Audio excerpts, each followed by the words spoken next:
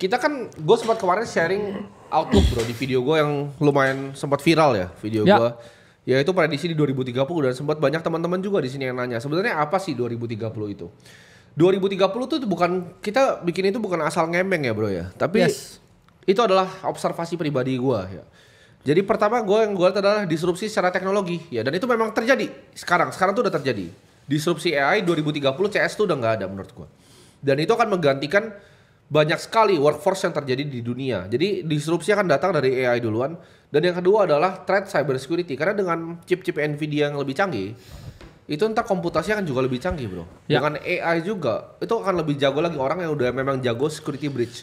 Dan di saat nanti ada cyber security attack, ini bukan ngemeng ya. Di negara-negara berkembang, apalagi negara-negara kita juga sering terjadi bro sebenarnya. Cuman beritanya tuh nggak pernah keluar. Ya, kalian jangan pikir bank itu tidak pernah dihack. Bank itu dihack setiap harinya. Cuman kalian nggak pernah denger aja. Dan ini terjadi di dunia bro. Apalagi kalau di bank-bank yang udah lebih jauh-jauh bro. Contohnya seperti Bangladesh dan lain-lain. Itu banyak sekali yang dihack ya. Dan ketika institusi finansial global itu akan kena dampak dan ancaman dari cyber security ini, mereka akan resort ke blockchain lagi ujung-ujungnya. Dan ini akan jadi transisi teknologi yang luar biasa yang dunia tidak pernah lihat sebelumnya. Kita bakal juga lihat konflik-konflik bro, kayak Taiwan mulai memanas, dan kita lihat sekarang dari Ukraina dan Rusia, Middle Eastern punya konflik. Ini akan makin memanas sampai 2030. Kalau belum meletus sebelum 2030 ya, kalau belum meletus. Tapi kalau misalnya meletus di 2030 itu kan luar biasa. Dan kalau kita lihat dari siklus dunia, pandemi itu 100 tahun sekali terjadi ya. 100 tahun pandemi udah terjadi di Covid kemarin. Dan nextnya itu yang 1930 terjadi adalah Great Depression, di mana semua emasnya orang tuh diambilin bahkan sama negara. Nah, apakah itu akan terjadi ya kita tidak tahu. Tapi biasanya setelah pandemi itu ada depresi yang lumayan panjang, yang durasinya itu bahkan 5-10 tahun minimal bro. Ini historical ya, teman-teman bisa cek dari 1900, 1800, 1700, 1600 selalu terjadi. Jadi prediksi terhadap 2030 ini bukan semena-mena kita ngasal 2030, enggak. Benar. Ya. Nanti kalian buktikan sendiri aja gitu. Kapan gue pernah prediksi sesuatu dan kapan pernah salah. Ya, dari Bitcoin 18.600 gue udah ngomong pertama di sini. Sebelum ada yang muncul namanya influencer crypto ya. Bitcoin masih 9 juta gue udah pegang kertas beli ya Bitcoin. Jadi gue bilang di 2030 ini akan ada tensi geopolitik bro. Ini akan ada threat secara teknologi. Tapi menurut lu gimana? Disrupsi teknologinya bakal berdampak gak bro? Ke pekerjaan orang di sehari-hari? Ini kita langsung lihat aja ya dari data for Aire ya. Di sini dijelaskan ya teman-teman. Sekarang ini tokenisasi ini valuasinya masih 1,5 triliun. Dan ini diramalkan per 2030 ini akan naik 10 kali lipat menjadi 16,1 triliun US dollar. Orang bilang AI this and AI that, tapi tokenisasi ini grow-nya ini malah diproyeksikan lebih cepat dari AI, tapi nobody give attention to this. Gak ada yang sadar. Gak ada yang sadar. Dan salah satu perusahaan ya investasi terbesar di dunia ini mereka akumulasi sebanyak-banyaknya ya berbagai project tokenisasi, dan mereka secara terang-terangan bro bahwa mereka ini bilang ini adalah masa depan, dan itu hanya bisa dilakukan di dalam teknologi blockchain ya, menggunakan teknologi blockchain. Itulah mengapa ya blockchain ini ya mau nggak mau orang bilang ya ini adalah masa depan, karena kalau mereka mau mentokenisasi real world asset ya, itu harus menggunakan teknologi blockchain. Sudah pasti. Dan kalau ya ini tesis kita pribadi ya, kalau semua ini udah tertokenisasi ya, it means ya semua harta hidupnya manusia ya itu tertokenisasi ya, split ownership dan lain sebagainya. Yang mana ownership kita terhadap sesuatu itu dikatakan ketika kita memegang suatu token tertentu, ini akan menjadi ladang cyber security attack bro. Bisa aja kita punya suatu aset nih ya. Oke, ownership rumah saya. Ini tokenized di blockchain. Kalau ini sampai saya hilang walletnya ya, atau hilang private key-nya, saya kehilangan hak atas rumah tersebut. Bisa dong hacker langsung cepret, hacks. Berarti it's not your home anymore ya.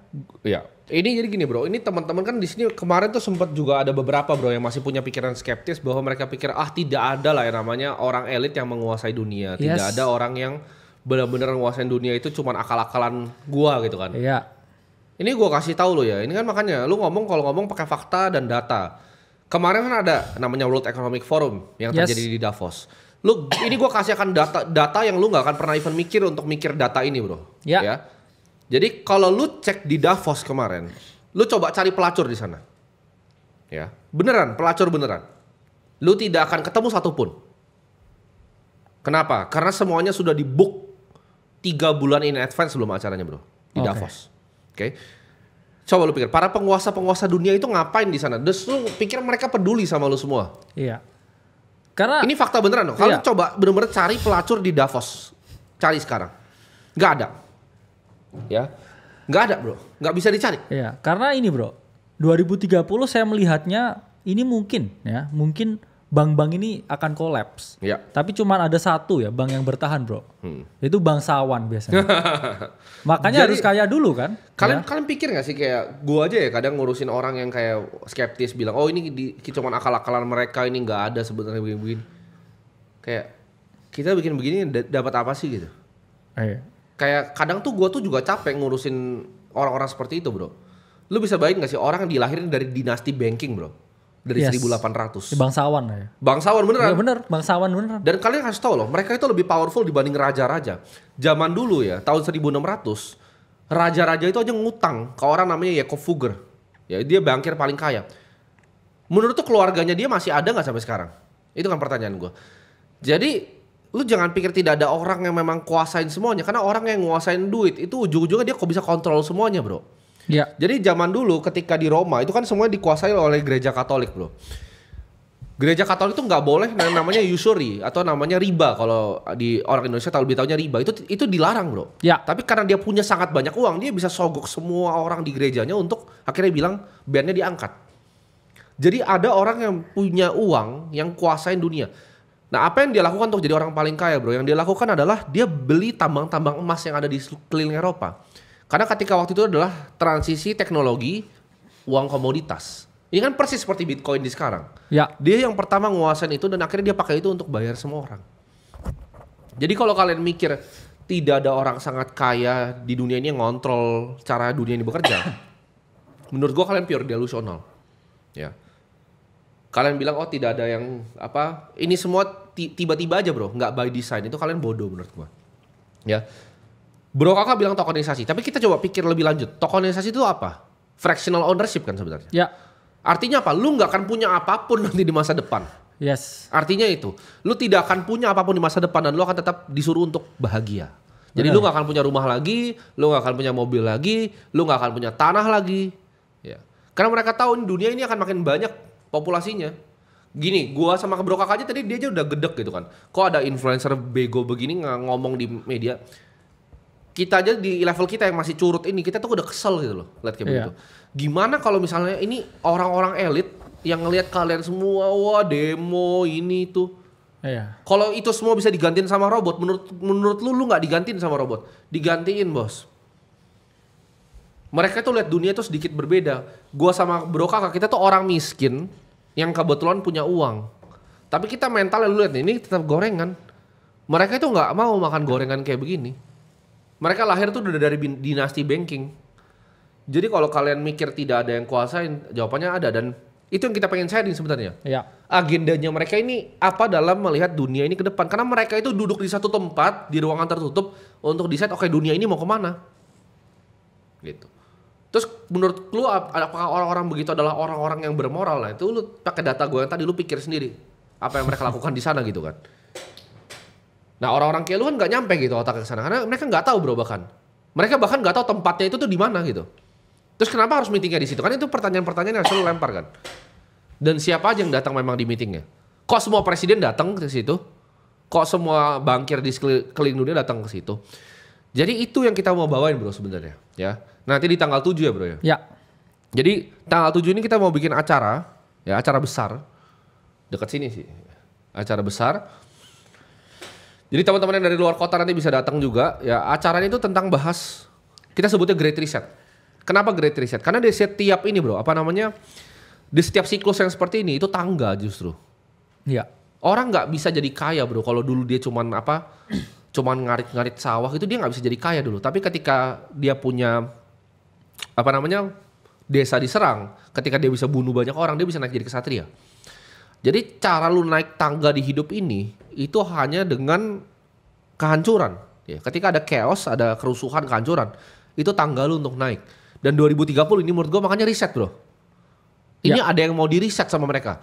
Karena kalau lu ngomong 2020 tuh krisis finansial, menurut gue belum. Karena V-shape recovery ya bro. Turun langsung dia stimulus, dia naik. Ini lagging effect dari 2020 kemarin. Jadi di 2030 ini 5 tahun bro waktunya. Ya. 5 tahun waktunya untuk lu keluar dari kasta yang di bawah. Setelah lewat 2030 ini, itu akan jadi, menurut gue itu akan dibikin barrier ya. Yang di atas dan yang di bawah. Ketika 2030 ini lu belum lompat bro dari situ. Itu dia akan begini sendiri otomatis. Kalian mungkin bingung kan kenapa? Mereka banyak yang bilang bahwa kita tuh FOMO-FOMOin orang inflasi bro. Oh kita bohong-bohongin orang soal inflasi, ada yang ngomong kayak gitu. Orang-orang sok pinter itu. Kita tuh cinta inflasi sebenarnya. Kalau gue dan bro kakak kena inflasi, kita makin kaya. Kita punya aset kok, punya tanah, punya rumah, punya segala macam. Ya. Inflasi 15%, oh kita sorak-sorai. Kita tuh ngasih tahu kalian tuh kebaikan karena kita sayang sama kalian. Gitu. Jadi kalau kalian nggak mau belajar tentang ini semua, ya gimana nggak ketinggalan bro? Gimana? Lu cinta nggak sama inflasi? Kalau bisa 100% harus dong. Ya. Mobilnya kita punya, rumahnya kita punya, perumahannya kita punya, asetnya kita punya, beach clubnya kita punya. Tapi kalau sekarang lagi nggak suka bro. Soalnya kan sedikit yang tahu ini. Ya, betul. Saya pengennya semua orang semakin tahu aware, kan? ya Betul. semakin banyak yang masuk ke Skoci ya kita bilangnya ya. Bener. Kayak kalian ini kayak Ya kita itu 10.000, gitu. 11.000 orang yang nonton ini kan. Ya iya, 11.000 orang ini. Selamat bareng-bareng. Bener. Ya dari 270 juta orang yang skeptis kan mungkin di negara ini. Ya. Gitu. Cuman 11.000 loh yang mau nonton ini, yang mau belajar tentang ini cuma 11.000. Mereka yang lain mikirnya enggak santai ya. Karena kan kita udah keliling dunia bro. Betul. Exactly ke tempat-tempat yang memang keadaan hyperinflasinya itu memang benar terjadi. Benar terjadi di Post depan mata kita. Post year after hyperinflation. Ya. Karena mungkin waktu hyperinflation masih ada yang orang punya cadangan. Ya. Betul. Setelahnya, ya. Betul. After effect-nya itu lebih ngeri ya. Sama seperti pandemi. Mungkin sekarang ini kita lagi mengalami bro post pandemi effect secara economical ya. Kenapa? Ya karena teman-teman harus pelajari namanya supply chain. Ya. Waktu pandemi itu kalian masih enak hidupnya karena masih ada stok barang di gudang. Ya. Betul. Sekarang udah nggak ada. Ya. Betul. Jadi mengapa urgensinya itu harus terjadi ya? Karena post effect ya. Itu sama seperti orang yang tangannya putus bro biasanya. Jatuh terus tangannya putus itu. Awalnya nggak kerasa ya. Adrenalin Ya. Setelah itu ya baru nyeri-nyerinya kerasa bro. ya. Ya. Dan itu pun hal yang wajar ya. Dimana shock pertama tuh orang biasanya nggak ngerasain. Betul. Pasca shocknya itu. Jadi yang bro kakak bilang, kita sudah keliling dunia, kalian tuh belum pernah lihat negara hyperinflasi itu cara kerjanya gimana. Kita lihat pakai mata kepala kita sendiri. Itu owner cafe ya, nenteng duit bro dari taksi, bawa 4 orang pakai pistol. Karena duitnya inflasi, duitnya banyak kan, cash-cashnya kan. Dia harus bawa itu, dia cuma jualan apa, toko apa waktu itu ya dia.